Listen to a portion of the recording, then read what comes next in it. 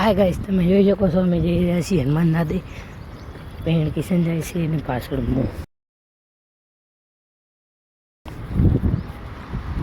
તો આપણે મળીએ હનુમાન દાદે. તમે જોઈ શકો છો